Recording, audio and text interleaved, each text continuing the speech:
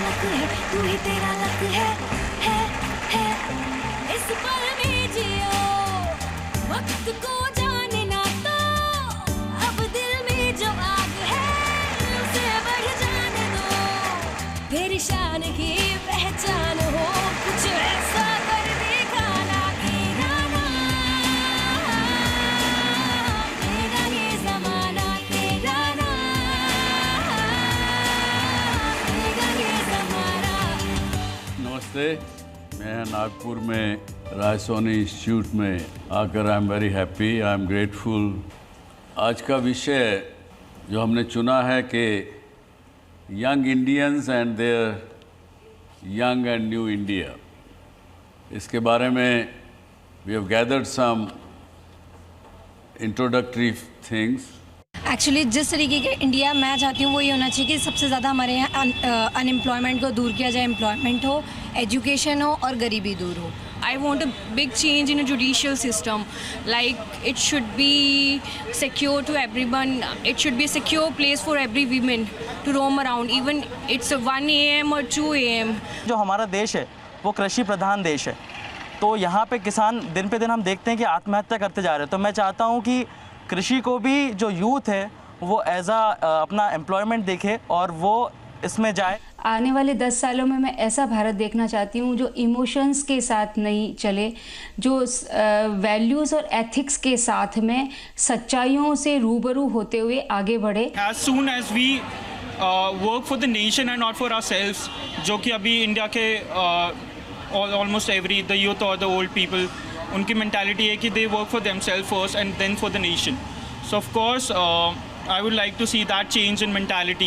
मेरे हिसाब से भारत ज़्यादा क्लीन होना चाहिए और ज़्यादा रूल्स होने चाहिए एनवायरनमेंट प्रोटेक्शन के लिए। सांप्रदायिक दंगे से मुक्त भारत हो और जहाँ लैंगिक समानता हो और जहाँ पुरुष और स्त्री में भेद ना हो।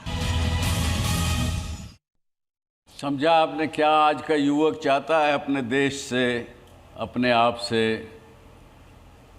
आई एम श्योर आप लोगों में से भी आपकी बहुत सी आकांक्षाएं होंगी, इच्छाएं होंगी कि आपका देश भारत कैसा हो, आज आप युवकों का भविष्य कैसा हो।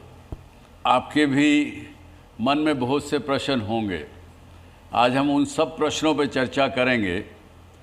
लेकिन जब आज़ादी हमको मिली 1947 में और हमने पहला गणतंत्र दिवस 26 जनवरी 1950 को मनाया, क्योंकि आज़ादी से लेकर के और उस समय तक हमें 2-2.5 वर्ष लगे अपना संविधान बनाने की और संविधान को पारित करने की समय लगा। जो एक दीदी फिल्म 1959 में रिलीज़ हुई, उसमें गाना है हमने सुना था एक है भारत। क्या समझते हैं वो जो कहते हैं कि आखिर में मास्टर जी ने कहा कि सदियों की ये भूख और जिल्लत जाते जाते जाएगी और एक दिन में ये कैसे जाएगी। सर मुझे लगता है हम आज भी वही हैं, क्योंकि इंडिया पूरे वर्ल्ड में ऐसा रिप्रेजेंट होता है कि it's unity in diversity, but youth के एजुकेटेड होने का भी नेशन को कुछ फ़ायदा नहीं हो रहा है, क्योंकि सोच मेंटालिटी जो है अभी भी वही पुरानी है। सर हम यूथ को हमारे पेट से ज़्यादा है ना, हमारे अस्तित्व के लिए ज़्यादा लड़ाया जा रहा है। मतलब हम किस कम्युनिटी से और किस रिलीजन से बिलोंग करते हैं, यह सब चीज़ें मायने कर रही है। तो गाने में एक और भी बात उसने कही, उस बच्चे ने पूछा अब तो देश में आज़ादी है, अब क्यों जनता फरियादी है। तो ये बड़ी, मुझे भी ये गाना देख करके बड़ा अचरज हुआ कि जो बातें जिस वक़्त आज़ादी के समय में थी वो आज भी ज्यों की त्यों हमारी तरफ मुंह बा के खड़े देख रही है। और यही एक कारण है, जितनी भी बातें उसमें देखने को हमें मिली उस समय भी थी और आज भी हैं, वही कारण है कि जो हमें और हमारे यूथ को, युवा को, देश को पीछे रखे हुए हैं, पिछड़ापन में लिए हुए हैं। हालांकि आज का विषय नहीं है, पर फिर भी इस पे मैं 1-2 मिनट लगाना चाहूँगा कि जब अंग्रेज़ इस देश में आए, तब आपके देश की जीडीपी और आपके देश का इंटरनेशनल ट्रेड में भागीदारी लगभग 1/4 थी, 23% टू 25%। और कोई भी व्यक्ति इस देश के अंदर भूखा नहीं था, कोई बिलो पॉवर्टी लाइन नहीं था। ये पूरा रिकॉर्ड हमारे देश का नहीं, वर्ल्ड बैंक की जितनी इंस्टीट्यूशंस हैं उनके पास रिकॉर्ड आज के दिन भी है। लेकिन चलो माना कि ब्रिटिश लोगों ने तो अपना स्वार्थ साधा। उन्होंने हमारे यहाँ से जो मैन्युफैक्चरिंग कैपेबिलिटीज़ थी उनको ख़त्म किया, यहाँ का रॉ मटेरियल बाहर भेजा, अपने देश में लेके गए, हमें फिनिश प्रोडक्ट्स खरीदना पड़ा। जो हमारा ट्रेड सरप्लस होता था उस समय में, उसको भी उन्होंने इंग्लैंड में पैसे रखते चले गए। इस तरह से उन्होंने यहाँ का पूरा एक प्रकार से धन धान्य यहाँ से लेके अपने देशों में लेके गए। लेकिन उसके बाद क्या हुआ? अब आज पिछले 70 वर्षों की बात के लिए तो हम उनको दोषी नहीं ठहरा सकते हैं, लेकिन इतनी आज़ादी के बाद भी वही बातें, वही चीज़ें चली आ रही हैं। मैं कहता हूँ, मैं समझता हूँ कि हम सब जिम्मेवार हैं। मैं ये नहीं कहता किसी अकेले पॉलिटिशियन को जिम्मेवार नहीं ठहराता, हम सब जवाबदार हैं, हम सब जिम्मेवार हैं, क्योंकि भ्रष्ट राजनीतिक को चुनते हैं तो भी हम ही चुनते। और जिस समय सामंतवाद था, जब राजाओं का राज था, तब कहावत होती थी कि यथा राजा तथा प्रजा, जैसा राजा होगा वैसी प्रजा होगी। लेकिन गणतंत्र में तो उल्टा हो गया, यथा प्रजा तथा राजा। हम ही जवाबदार हैं। और जो भ्रष्टाचार उस समय था वो चलता चला गया। इसके अलावा और भी बहुत सी गलतियां हुई, एक के बाद एक गलतियां हुई। लेकिन आज छोड़ें उन बातों को। आज आप युवा हैं, आप ये हॉल भी भरा है, और इस देश में लगभग 40% से ज़्यादा आज के दिन आप लोग 24 साल की उम्र से कम के लोग हो। तो मैं समझता हूँ कि किसी को दोष देने की बजाय, किसी को जिम्मेवार ठहराने की बजाय, मैं क्या कर सकता हूँ या हम क्या कर सकते हैं, मेरा समझ से आज उस पर विचार करना चाहिए। तो आप में से कौन बताएगा कि आप क्या करेंगे अपने लिए, अपने समाज के लिए? क्योंकि मैं तो जहाँ भी जाता हूँ वहाँ पे लोग अपेक्षा करते हैं कि मुझे नौकरी मिले, सरकारी नौकरी मिले। मैं पढ़ाई क्यों कर रहा हूँ यहाँ?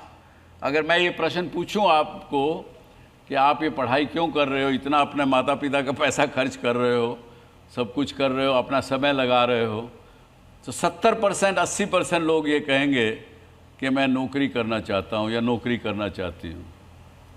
और सरकारी नौकरी मिल जाए तो सोने पे सुहागा, और फिर कहेंगे कि सर सरकारी नौकरी में रिजर्वेशन है और ये है और वो है, वही फिर लड़ाई में घुस जाएंगे, फिर एक दूसरे को ब्लेम करना शुरू कर देंगे। पर मैं क्या कर सकता हूँ खुद के लिए, ये आप बताइए। यहाँ से पास आउट होकर आप अपने लिए क्या करेंगे? पहले जो प्रॉब्लम्स अपने सराउंडिंग चल रहे हो, मैं वो ढूंढने की कोशिश कर रहा हूँ। 2-3 प्रॉब्लम्स मिले, जैसे कि पहला हो रहा है ये स्मोकिंग का, उस पर मैं ट्राई कर रहा हूँ कि कुछ मतलब ऐसा इंस्ट्रूमेंट क्रिएट किया जाए जिससे कि उनकी हैबिट धीरे धीरे कम हो, सिगरेट पीने की, स्मोक करने की आदत छूटे। Yes, very good. जैसा सर आपने कहा कि जो भी भारत की अगर पूरी प्रतिशत में देखा जाए तो 40% यूथ ज़्यादा है। तो मैं ये चाहूँगा सर कि मेरी तरफ से ये कंट्रीब्यूट हो कि जितने भी यूथ हो, अभी 40% अगर यूथ है तो उनकी डेवलपमेंट पे काम किया जाए। अगर यूथ बढ़ेगा तो ये इंडिया बढ़ेगा। सर इन नागपुर मैं एक सोशल ग्रुप चलाता हूँ जिसका नाम यूथ मूवमेंट है। हाँ, जिसके उसको आगे बढ़ाएंगे। यस सर, उनको आगे बढ़ाएंगे। वेरी गुड, बहुत अच्छा, वेरी गुड। मेरा विजन ये है कि यहाँ से निकलने के बाद मैं खुद का एक NGO स्टार्ट करूँगा जो अंडर प्रिविलेज स्टूडेंट्स को, अंडर प्रिविलेज लोगों को जो सड़क पर रहते हैं या जिनको ABCD से लेके 1 2 3 कुछ भी नहीं पता, उनको सर एजुकेशन इम्पार्ट करूँगा, क्योंकि जैसे हमारे प्रधानमंत्री जी ने कहा, पढ़ेगा इंडिया तभी बढ़ेगा India. Very good, very good. Institute of money education एक ट्रेनिंग एंड डेवलपमेंट की मैंने अभी शुरुआत की है। उसमें मैं इकोनॉमिकल लिटरेसी यानी अर्थ साक्षरता, ये सब्जेक्ट में पिछले 3-4 साल से उस पर बहुत काम किया मैंने। जो यूथ है, किसको सिखाते हैं इकोनॉमिक लिटरेसी? हर एक कैटेगरी के लोग आते हैं, और उसमें जो इंटरप्रेनर बनना चाहते हैं या अपना खुद का बिजनेस बनना चाहते हैं, करना चाहते हो, चाहे जॉब करने वाले भी कुछ लोग आते हैं इसमें। और ये सिखा दो कि हम कैसे अमीर बने, और उसके साथ अपनी जो इंटेलेक्चुअल प्रॉपर्टी, अपने अंदर क्या है, हर एक के अंदर एक इंटरप्रेनर छुपा हुआ है, तो उसको कैसे बाहर निकाले। वेरी गुड, बहुत अच्छा काम कर रहे हैं, बहुत अच्छा। हम लोग कृषि विधान देश है, तो फार्मर्स को इंपॉर्टेंस नहीं मिल रहा है, फार्मर्स की डेथ हो रही है। So I am addressing those two very important problems. First of all I am working with NGO named Renovatio, जो हम लोग पूरे कॉलेजेस में हर क्लासरूम में ऐसे सेमिनार्स कंडक्ट करते हैं which helps you evolve and enlighten your future. So वो it is not related with technical field, it is not at all related with anything that is taught in school. आपको सबको क्या लगता है कि कोई ना कोई NGO बनाना या NGO में काम करना आवश्यक है? आप क्या अकेले हम नहीं कर सकते? No sir, not necessary. ज़रूरी नहीं है कि बस एक NGO बन के या गवर्निंग बॉडी बन के हम कोई चीज़ को चेंज लाए, बट हम अगर खुद को ही अगर एक सर्कल है, एक फ्रेंड सर्कल बनाए जिसके अंदर हम सेम टॉपिक शेयर कर रहे हैं और बाद में उसे एक पिटिशन के थ्रू जैसे। वेरी गुड, ये बड़ी अच्छी बात कही कि you can make a group of friends, you can start doing some activity, you can make a difference. एक तो हम लोगों को मतलब मुझे खुद करप्शन को सपोर्ट नहीं करना चाहिए, तो अगर मैं इस हॉल के बाहर निकलूँगा तो मैं करप्शन को सपोर्ट नहीं करूँगा, जो भी गलत हो रहा है उसके लिए खुद से स्टैंड लूँगा। और मतलब लेकिन मैं एक बताऊँगा आपको, एक राय दूँगा, करप्शन के अगेंस्ट स्टैंड लेना बड़ी अच्छी बात है, लीजिए, लेकिन इकट्ठे मिलके लीजिए, कुछ एक ग्रुप बनाइए तब लीजिए, नहीं तो ये करप्शन का जो जानवर है ये इतना गहरा और बड़ा हो चुका है, इतना बड़ा मॉन्स्टर बन चुका है, अगर अकेले आप करेंगे तो ये आपको खा जाएगा, आपको दबा देगा, कुचल देगा। इसलिए ग्रुप बनाइए, ग्रुप बना के कहीं करप्शन दिखे उस आदमी के खिलाफ लड़ाई लड़िए। सर, मैं रेप करने वालों की सज़ा में और स्ट्रिक्ट लाना चाहूँगी। आप क्या सज़ा देना चाहेंगे? ये तो कानून बनाना तो सरकार का काम हो गया। सर, पर जिस तरह अदर जितने भी देश है उन सब में तो बहुत ज़्यादा स्ट्रिक्ट है हमारे इंडिया के मुकाबले में।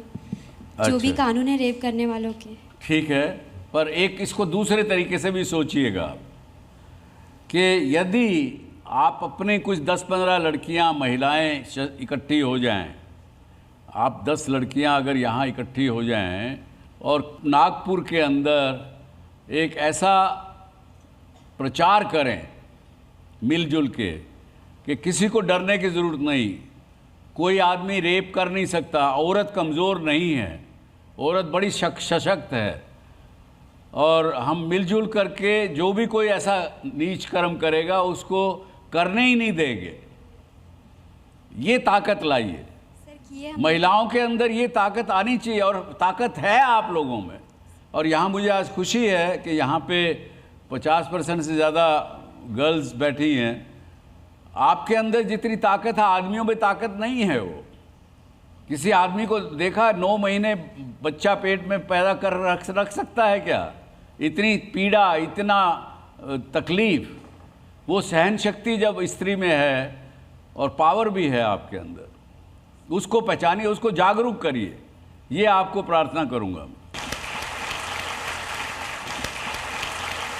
देखिए, इसी प्रकार से आज मेरे बीच में मैं आपको मिलाने के लिए लाया हूँ, मोटिवेशनल स्पीकर हैं हमारे साथ, फ्लाइट लेफ्टिनेंट शिवाली देशपांडे। ये आर्मी से रिटायर हो चुकी हैं और देखिए क्या क्या काम करती हैं। आप वेलकम करिए शिवाली देशपांडे जी को। थोड़ा संक्षिप्त में बताइए कि आपने जो आप कर रही हैं, क्यों कर रही हैं, कब शुरू किया, किससे प्रेरणा मिली और क्या कर रही हैं आज के दिन? मैं भारतीय वायुसेना में थी। 97 में मैंने कमीशन पाया भारतीय वायुसेना में। मैं एयर ट्रैफिक और फाइटर कंट्रोलर इस ब्रांच में थी, क्योंकि वो बहुत पहले से साल थे जब महिलाओं को भारतीय सेनाओं में लेना शुरू किया था। तो मेरा जो कमीशन था वो शॉर्ट सर्विस कमीशन था। मैं 5 साल तक ही एयरफोर्स में थी। उसके बाद मैंने अपने पिताजी को उनके काम में ज्वाइन किया था। मेरे पिताजी कर्नल सुनील देखिए, इनके पिताजी की कहानी सुनिए। जो लोग खासकर घर में बैठे हुए इस कार्यक्रम को देख रहे हैं, उन्होंने केवल एक प्रहार फिल्म देखी, नाना पाटेकर का उसमें एक सर्विसमैन का रोल देखा और उससे प्रेरित होकर के उन्होंने प्रहार समाज जागृति संस्थान बनाया। और क्या बनाया उस फिल्म में भी, अगर आपको किसी को याद हो तो, एक सैनिक जब कमीशन पा के घर आता है, वापस गांव में वापस आता है, तो देखता है कि समाज के अंदर अलग अलग तरह के ईविल्स, बुराइयां, तकलीफ़ें, करप्शन सब घुसा हुआ है। और एक वो सैनिक किस प्रकार से अपने गांव को, अपने देश को ठीक करने का प्रयास करता है, वही काम इनके पिताजी ने शुरू किया और शिवाली जी ने उस काम को आगे बढ़ाया। आज ये और इनकी माँ निस्वार्थ इस काम को कर रही हैं। और मुझे बताया गया कि क्या 50,000 के करीब अब युवकों को ट्रेनिंग दे चुके हैं? जी बिल्कुल। हम हर साल बच्चों के शिविर लगाते हैं हमारे कैंप साइट में, जहाँ पर हमने मिलिट्री के जो ऑब्स्टिकल्स होते हैं वो ऑब्स्टिकल्स हमने कंस्ट्रक्ट किए हुए हैं। वहाँ पर हम बच्चों को ये सिखाते हैं कि आप अगर ऑन ग्राउंड ऑब्स्टिकल्स अगर पार कर सके, हर्डल्स अगर आप पार कर सके, तो आपकी ऐसी मानसिकता बन जाती है कि ज़िंदगी में आपको अगर ऑब्स्टिकल्स आते हैं तो आप उन्हें भी बहुत आसानी से पार कर जाएंगे। Very good. और हमारी संस्था का यही विचार है कि दुर्गुणों का हनन, सुख शांति का आगमन, अनुशासित साहसी जीवन, सचेत समाज का गठन, नैतिक मूल्यों का पालन, बंधुभाव का आचरण, राष्ट्रभक्ति का चिंतन, हम सब हिंदुस्तानी करेंगे जागरण। Very good. आपको 1993 में रिपब्लिक डे परेड में आपको सम्मानित किया गया जी। कैसा लगा उस समय आपको? तब तो बहुत आप एकदम युवा और उस एज की होंगी। जी जी। हाँ। मैं नेशनल कैडेट कोर एनसीसी में थी और तब मैं चुनी गई थी उस साल 1993 में हमारे देश की सर्वोत्कृष्ट महिला सीनियर विंग की कैडेट। और तब मुझे प्रधानमंत्री जी तब के आदरणीय पीवी नरसिम्हा राव, इनके हाथों मुझे पुरस्कार मिला था।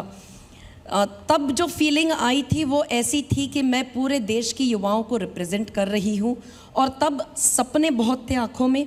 तब क्योंकि महिलाओं को लेना हमारी सेनाओं में शुरू नहीं किया गया था, मेरा जो ज़िंदगी का मकसद था वो था आईपीएस ऑफिसर बनने का।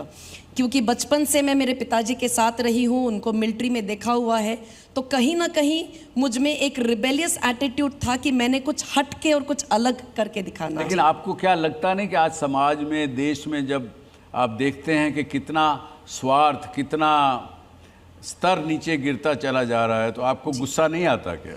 गुस्सा ज़रूर आता है, लेकिन हम भी हमारी संस्था के द्वारा वही काम कर रहे हैं कि हम भी हमारी नई पीढ़ी को हम अनुशासित बना रहे हैं, उनमें हम उनको निर्भय बना रहे हैं, उनमें भारतीय जीवन मूल्य हम डालने की कोशिश करते हैं अलग अलग कार्यक्रमों के द्वारा, और राष्ट्रभक्ति उनमें डालने की कोशिश करते हैं। इन सारे कार्यों के द्वारा हम अपनी देश की भावी पीढ़ी को सशक्त बनाने का काम करते हैं। बहुत अच्छा, वेरी गुड। ये जो हर साल आप लगभग कितने युवाओं को प्रेरित करती हैं इस माध्यम से? सर, हम हमारे जो शिविर लेते हैं, हमारे हर साल शिविर में करीब 1000 से 2000 बच्चे ट्रेनिंग लेकर बाहर निकलते हैं।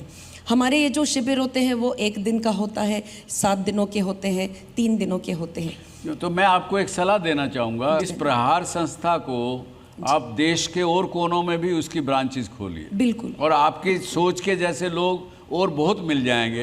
इससे ये आप हज़ारों में नहीं, लाखों युवाओं को ये प्रेरित कर सकेंगे, क्योंकि समस्या हमारे सामने बड़ी है दोस्तों, समस्या छोटी नहीं है।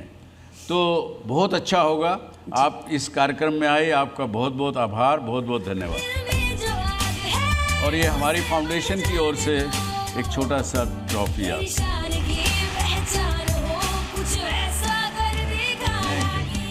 स्वामी विवेकानंद ने कहा that a brave, a frank, a clean-hearted, courageous and aspiring youth is the only foundation on which future of a nation can be built. यानी एक बहादुर, निर्भीक, सच्चे मन वाला, हिम्मती तथा महत्वाकांक्षी युवा ही किसी देश की सशक्त नींव की ईंट बन सकता है। आपको ज़रूर कुछ ऐसे लोग अपने आसपास देखने को मिलते होंगे। किसी एक का नाम आप में से कोई लेके दे सकेगा? आपके आसपास कोई आपको ऐसा लगता हो जो इस परिभाषा में पूरा उतरता हो? क्या होगा इस देश का भविष्य? कोई तो आपको आसपास दिखता होगा ऐसा कि नहीं? यही बात मैं एक्सपेक्ट कर रहा था। इसको कैसे बनाया जाए, कैसे जो आज इस इतने बड़े हॉल में हम एक भी आदमी को नहीं गिन सके, ये इसके भी कारण हैं। जो कारण हम जिस बात को लेके कार्यक्रम शुरू किया था कि आपस में भेदभाव, आपस में लड़ाई, आपस में एक दूसरे के प्रति ईर्ष्या, अपने गलती को स्वीकार नहीं करके बाहर दूसरे के ऊपर कुछ ना कुछ लादना, और सबसे बड़ी बात जो हमारे राजनेताओं ने हमारे साथ गलत की, जिसको हम गलत नहीं मानते हैं, आज भी देश गलत नहीं मानता है, और जिसका परिणाम है कि आज हमारे पास एक भी ऐसा आदमी आज हम नाम नहीं ले सके। उसका सबसे बड़ा कारण क्या? एक सिंगल कारण है सर, एक ही बात है जो इस पूरे पॉलिटिक्स को ख़राब करती है कि सबको बड़ा बनना है और सबको मशहूर होना है। मेरे एनालिसिस के हिसाब से मैं जितने भी पॉलिटिक्स पर्सन को देखता हूँ, सभी को बड़ा बनना है और सभी को मशहूर होना है। किसी को ये नहीं देखना, कोई ये नहीं देख रहा है कि आगे वाली बच्ची मर रही है, आगे वाली पार्टी भी उसको पॉलिटिक्स बना रही है। तो मेरा आज का आपको सबको एक यही मैसेज है, जब मैं कहता हूँ कि बहादुर, निर्भीक, सच्चे मन वाला, हिम्मत वाला और महत्वाकांक्षी युवा यदि मन बना ले, यदि आप लोग इकट्ठे हो जाएं, तो मेरी समझ से कोई भी व्यक्ति इस देश को कमज़ोर नहीं बना सकता। जैसा कि आपने कहा, वो लोग बना रहे हैं, स्वार्थ के लिए बना रहे हैं। मैं समझता हूँ कि ज़रूरत है आज के दिन, और आज पहले से और भी ज़्यादा, क्योंकि मैं समझता हूँ कि जब लोगों ने देश की आज़ादी की लड़ाई लड़ी गई, उस समय किसी ने नहीं सोचा, किसी ने नहीं पूछा कि मुझे क्या मिलेगा इसमें, मैं क्यों जेल जाऊँ, मैं क्यों कोड़े खाऊँ, मैं क्यों अपने परिवार से अलग हूँ, मैं क्यों फांसी चढ़ूँ। उन्होंने नहीं पूछा। लेकिन आज हम कुछ भी चीज़ करते हैं तो हम पूछते हैं मेरा क्या, मुझे इसमें क्या मिलेगा। ये जब तक हम नहीं छोड़ेंगे तब तक हम एक दूसरे को दोषी ठहराते रहेंगे, कुछ हल नहीं निकलेगा। और मेरी आप सबसे एक हाथ जोड़ के प्रार्थना है कि आप युवा अगर इकट्ठे होंगे इस देश के, तो इसमें बहुत कुछ ठीक किया जा सकता है। और हमारे बीच में ऐसे लोग हैं जिनके साथ प्रेरित होकर आप ये काम को कर सकते हैं। मेरे बीच में है एक चेंज मेकर, आपके बीच के ही राम जी इंगोले, ये फाउंडर हैं विमला आश्रम के, और इनके ये क्या क्या काम करते हैं लोगों के लिए, इंक्लूडिंग बच्चे, गरीब बच्चों के साथ काम करते हैं और इंक्लूडिंग सेक्स वर्कर्स के साथ भी काम करते हैं। लेट्स वेलकम श्री राम इंगोले जी। आप बताइए किस प्रकार की कठिनाई अब आ रही है? शुरू में तो बहुत कठिनाई आई होंगी, अब किस प्रकार की कठिनाई है? कठिनाइयाँ तो आते ही रहती है, और अभी भी कठिनाइयाँ हैं, पहले भी थी। अभी की जो कठिनाइयाँ है वो अलग तरीके की है। आज कठिनाइयाँ सरकार की ओर से आ रही। अब सरकार की ओर से आने ऐसा कि जब एक सपना देखा था कि ऐसे बच्चों को उस माहौल से उठा के उन्हें भी पढ़ा लिखा के इस सभ्य समाज में लाके खड़ा कर दूंगा। और वो काम को जब शुरू किया उसमें तो यशस्वी हुआ। मुझे आप सबको बताते हुए बहुत ही गर्व महसूस होता है कि उन बच्चों को लेके जो सपने देखे थे कि उन्होंने बहुत अच्छा पढ़ना चाहिए, पढ़ के समाज में अपना स्थान बनाना चाहिए, वो तो हुआ। और उसमें से इस मंच पे बताने में मुझे बहुत ही गर्व महसूस होता है कि उसमें से कुछ बच्चियाँ इस कॉलेज की स्टूडेंट रही और वो यहाँ से इंजीनियर बनी। Very good, very good. तो ये तो सिलसिला चलते रहा, बहुत कठिनाइयाँ आते गई, वो चली भी गई। उन कठिनाइयों को दूर करने के लिए देखिए इनकी बात से आज अभी उनकी आंखें नम हैं बताते हुए, पर फिर भी हिम्मत और हौसला, ये कठिनाइयाँ पहले भी थी, आज भी हैं, आगे भी होंगी, लेकिन मैं रुकूंगा नहीं, मैं टूकूंगा नहीं। हाँ, ये बहुत अच्छी बात आपकी। आप में से कोई प्रश्न? इंगोले जी से मेरा यह प्रश्न है कि सर आपने बोला कि कठिनाइयाँ हैं, थी और आती भी रहेंगी, पर मैं यहाँ पे ज़्यादातर युवा हैं, स्टूडेंट्स हैं, मैं ये पूछना चाहती हूँ बीइंग एज अ फैकल्टी कि सर उसका उन कठिनाइयों से लड़ने का मूल मंत्र आपके पास क्या है? आपकी उस समय क्या सोच आती है जो आप वो कठिनाइयों को दरकिनार कर देते हैं, किनारा कर देते हैं और आगे बढ़ते हैं? बहुत अच्छा प्रश्न है कि उन लड़ाइयों, उन कठिनाइयों से दूर करने का क्या मूल मंत्र है आपके पास? मैं तो सबसे पहले ये मानता हूँ कि मैंने जिस काम को शुरू किया वो मेरी अंतर्मन से शुरू किया, मतलब वो मेरी इच्छा थी। आपकी अपनी इच्छा से? मेरी अपनी इच्छा से शुरू किया और मेरी अपनी इच्छा थी। तो मैं हमेशा मानता हूँ, मेरे साथियों को मैं हमेशा बोलता हूँ कि मैं बहुत ही ज़्यादा स्वार्थी आदमी हूँ। क्यों?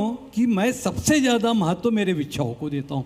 और इन इच्छाओं में मेरे मन में वो इच्छा आई कि इन बच्चों को भी कल मेरे समाज में आके खड़े रहने की वो हो। और उस इच्छा को मैंने सपनों में देखना शुरू किया और जब मुझे सपने देखे तो मैंने उसको प्रत्यक्ष में लाने के लिए कोशिश की। तो मुझे ऐसा लगता है कि वो जो अंतर्मन से अगर कोई इच्छा आती है और उसके पीछे हम लोग पूरे दिलो जान से लगते हैं, कंटिन्यूस चिंतन करते हैं, तो आप ही आप रास्ते मिलते हैं और मुझे मिलते गए। तो मुझे इस मुकाम पे जाने के लिए जो मेरी आंतरिक इच्छा थी कि मेरे बच्चे ऐसे ही होने चाहिए, मेरे बच्चे वैसे ही होने चाहिए, और उसके लिए मैं लगा रहा। और उस समय मैं जब पूरी 100% रात दिन वही सोचते रहा तो मुझे रास्ते मिल गए। और मैं तो उन्होंने ये कहा कि इस कदर तक इन्होंने उसको अपनाया कि उसको अपना स्वार्थ मान लिया। ये कहा कि ये मेरा अपना काम है, मेरा अपना स्वार्थ है, और उसको सोचा, उसी को पिया, उसी को खाया, उसी को जागा, उसी पे 24 घंटा काम किया, तो रास्ते खुद बनते चले गए। आप जो काम कर रहे हो सर, बहुत अच्छा काम कर रहे हो, और इसमें आपको जो फंड्स मिलते हैं वो भी बहुत कम मिलते हैं, और जो आप जिस कठिनाइयों से ये काम कर रहे हो उसमें भी आपने काम बहुत अच्छा कर रहे हो। और जो गवर्नमेंट की स्कूल्स होती है, जो कॉलेजेस होते हैं, उनको फंड्स बहुत ज़्यादा आता है, उनके पास सारी चीज़ें होती है, तभी भी वो उतना अच्छा एजुकेशन प्रोवाइड नहीं कर पाते हैं। तो आप इसके लिए क्या कर सकोगे सर? वो नहीं कर पाते, ये तो उसके लिए मैंने आज तक कभी नहीं सोचा कि वो क्यों नहीं कर पाते।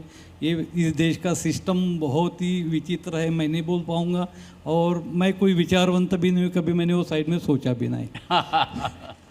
देखिए, ये इससे भी शिक्षा लीजिए। इन्होंने कहा देखिए, जो मेरा काम नहीं है, जिसके अंदर मैं दखल नहीं दे सकता, उसको सोच के क्या फ़ायदा। केवल और केवल मैं उसका बुराई करूंगा, ये कहूंगा 10 लोगों में, अरे देखो हमारा सिस्टम खराब है, अरे देखो ये हो रहा है, अरे इतना हो रहा है, उससे क्या लाभ है? कुछ मिलेगा नहीं। हाँ? मैं आपको यहाँ एक बात ज़रूर बताना चाहता हूँ। हाँ। और मुझे वो बताते वक्त बहुत खुशी भी होगी कि जैसे आपने कहा कि संघर्ष में से शुरू किया, सही बात है, किया। वो इतना संघर्ष रहा कि सबसे पहले जब मेरे दिमाग में आया और मैंने इस काम को शुरू किया, तो सबसे पहले मेरे माँ बाप ने मेरे को घर के बाहर कर दिया, सारे रिश्तेदारों ने, पड़ोसियों ने भगा दिया, और मैं अपने बच्चों को लेके और कहीं रहने लगा। लेकिन आप सबको बताने के लिए मेरे पास खास कि उस विचार को सपोर्ट करने वाले भी धीरे धीरे आज इतने ज़्यादा हो गए कि अभी मुझे पैसों की कमी नहीं पड़ती। Very good. जब भी आपने बोला था, सच्चाई के साथ लोग जुड़ना चाहते हैं, सच्चाई के साथ लोग सहयोग करना चाहते हैं। हर एक के मन में है कि मैं कुछ करूं, लेकिन दिशा नहीं मिल पाती है। तो यही एक कारण है मेरा ख्याल से। पर आपको बहुत बहुत साधुवाद, बहुत बहुत बधाई, शुभकामनाएं, और एक हमारे सच फाउंडेशन की ओर से एक छोटी सी ट्रॉफी की भेंट। तो दोस्तों आइए अब इस समय को ना गंवाएं, हिम्मत से, उत्साह से आगे बढ़ें। मैं बहुत कुछ कर सकता हूँ, अकेला होते हुए, अकेली होते हुए बहुत कुछ कर सकती हूँ, ये भावना रखिए। आपको खुद को भी संतुष्टि मिलेगी, जैसे राम बाबू को मिली। इनको जब ये करने निकले तो घर के लोगों ने भगा दिया, बाहर कर दिया, लेकिन फिर भी वो नहीं रुके। इसी तरह की बातें आपसे भी होंगी। आप अपने मन पर भरोसा रख के इस बात को लेके आगे बढ़िए। अपने आप पर भरोसा रखना भी एक बहुत बड़ी ज़रूरत है। धन्यवाद। जय हिंद, जय भारत।